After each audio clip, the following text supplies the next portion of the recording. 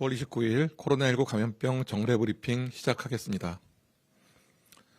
우선 예방접종 미접종자분들에게 접종의 당부 말씀을 드립니다. 아직까지 접종을 받지 못했거나 예약하지 않으신 18세 이상 전체 미접종자에 대해서 예방접종 사전 예약이 진행 중입니다. 사전 예약은 기존과 동일한 방법으로 코로나19 예방접종 사전 예약 누리집을 통해서 가능하고 9월 30일 18시까지 진행됩니다.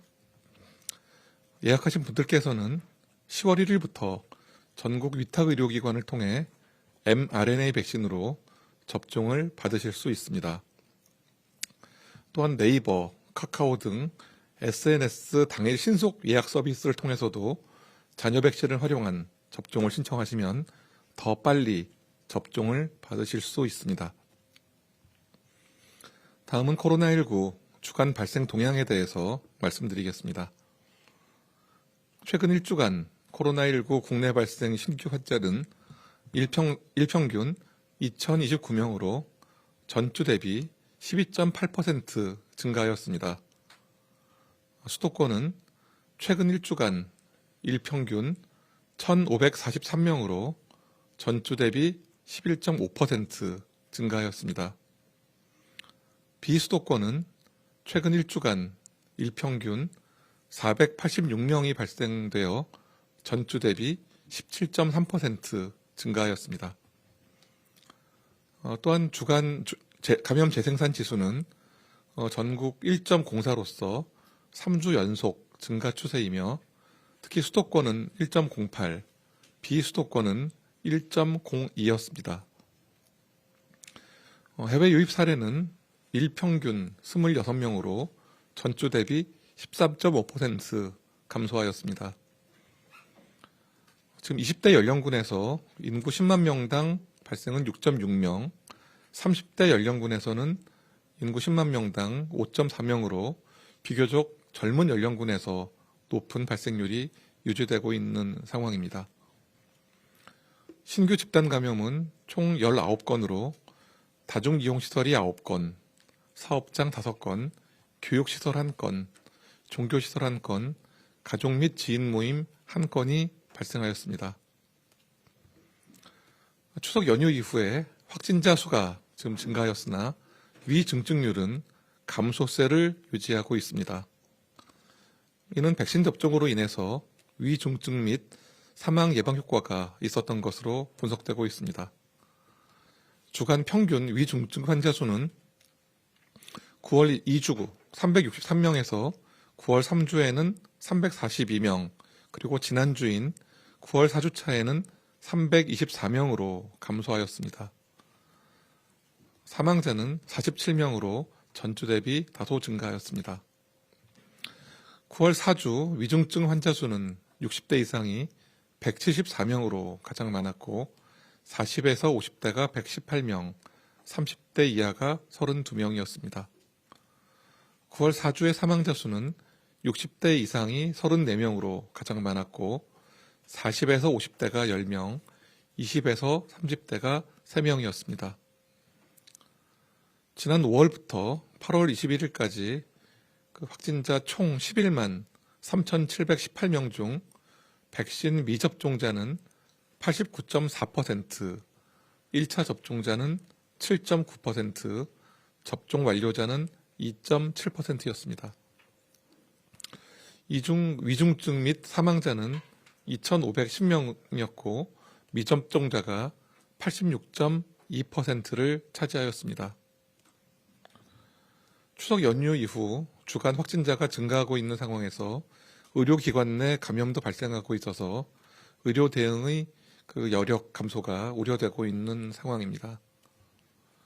의료기관에서는 공동으로 사용되는 화장실과 샤워실, 그리고 접종을 받지 않으신 환자 보호자 또는 간병인들을 통해서 전파가 발생할 수 있습니다. 아직 예방접종을 받지 않으신 환자 보호자 그리고 간병인은 가족과 본인의 건강을 위해 예방접종을 서둘러 주시고 병원에서는 감염 관리에 대한 점검과 조치를 강화해 주실 것을 당부드립니다. 추석 연휴 기간 이후 가족 지인 간 감염이 학교로 확산될 우려도 있습니다.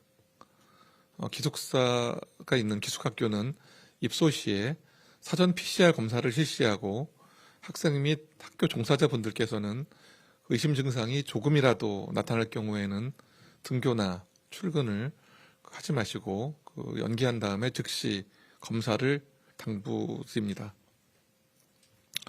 우리나라에 거주 중인 외국인 확진자 비중이 지속적으로 15% 내외를 기록하고 있고 집단 발생의 형태도 다양화되고 있습니다.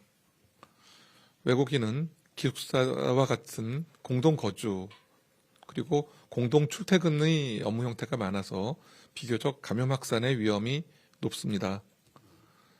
또한 통역의 어려움으로 인해서 역학조사도 수월하지 않은 그런 상황입니다. 정부는 각 지자체의 수험 사례를 공유해서 지역의 특성에 맞는 확산 차단을 위한 추가 대책을 마련하고 또한 이행할 계획입니다. 다음은 10월 연휴에 대비해서 그 위험 요인과 방역 대책에 대해서 말씀드리겠습니다. 10월에는 그 가을 단풍철을 맞아서 공휴일과 그 휴일이 많습니다. 주말에 그런 행사와 또 모임이 증가할 것으로 예상됩니다.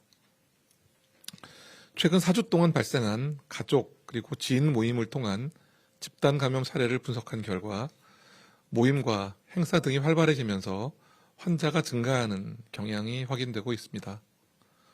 주요 위험 요인은 공동생활, 취식을 통한 밀접 접촉과 반복 노출입니다.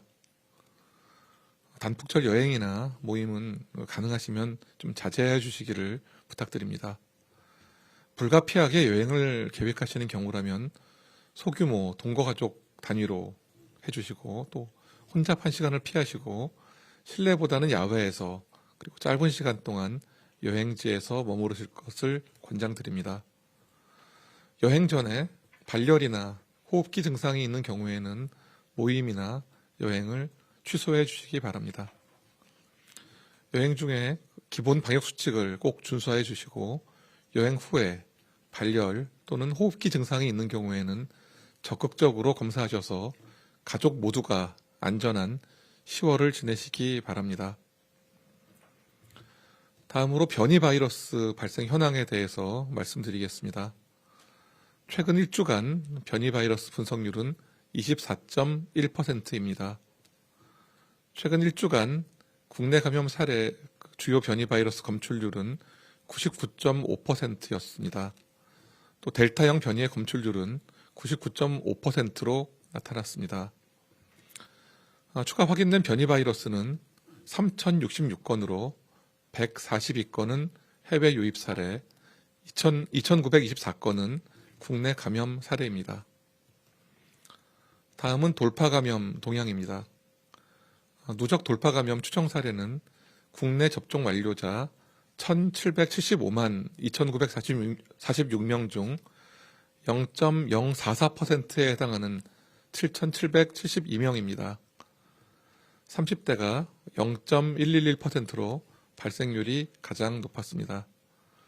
백신 종류별로 보면 얀센 백신 접종자 중 발생률이 0.172%, 화이자 접종자 중에서는 0.038%, 아스트라제네카 백신 접종자 중에서는 0.032%, 모더나 백신 접종자 중에서는 0.015%였고 교차 접종자 중 발생률은 0.028%였습니다. 변이 바이러스 분석을 완료한 1969명 중 88.4%에서 주요 변이가 확인되었습니다. 네, 10월에는 공휴일과 그 대체 휴무에 의한 연휴가 2차례 정도 있습니다. 단풍 관광을 생각하고 계시는 분들도 좀 많이 계실 것이라고 생각합니다. 현재 유행을 억제하기 위해서는 국민 여러분 모두의 방역 참여가 매우 중요합니다. 마스크 착용, 손 씻기, 그리고 1시간에 10분 이상 환기하기와 같은 기본 방역 수칙을 꼭 준수해 주실 것을 당부드립니다. 사람들이 모이는 시설을 이용하실 때는 실내외 관계없이 마스크 착용 상태를 유지하여 주시기를 부탁드립니다.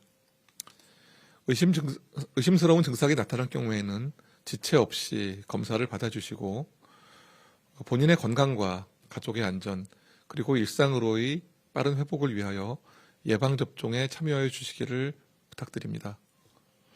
거리두기와 방역수칙을 준수하여 주시고 예방접종에 적극 참여해 주신 국민 여러분들께 거듭 감사의 말씀을 드립니다.